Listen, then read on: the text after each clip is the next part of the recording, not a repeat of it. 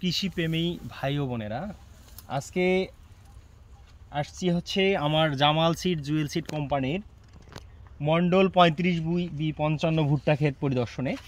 আপনাদের জ্ঞাতার্থে একটা জিনিস দেখাই।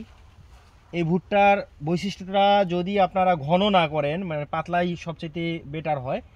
প্রত্যেকটা গাছে দুইটা করে কাইন দেখেন, দুইটাই একদম সমান। হ্যাঁ, এই ভুট্টা এই অঞ্চলটা আজকে এসছি আমি হচ্ছে যোগীন্দ্রনগর নামের একটা এলাকা, এটা গুরুদাসপুরের।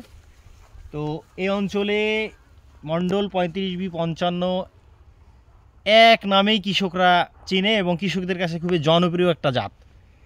এর জনপ্রিয়তার কারণ হচ্ছে ফলনে বিঘা প্রতি দেখা গেছে যে মানে গড় হচ্ছে 40-এর উপর, বাট কারো দেখা গেছে 48-50 শুকনো ভুট্টা।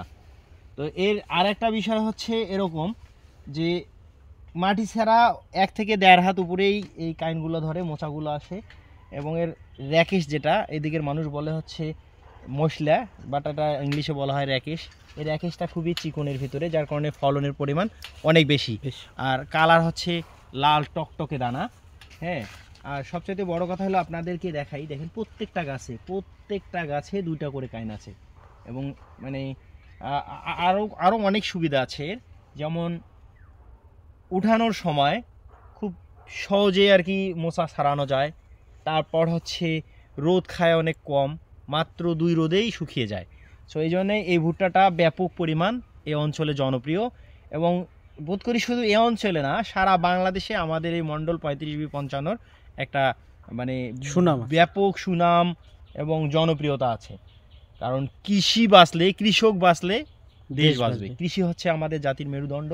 তো আসলে এই কৃষি নিয়ে হচ্ছে আমার কাজ।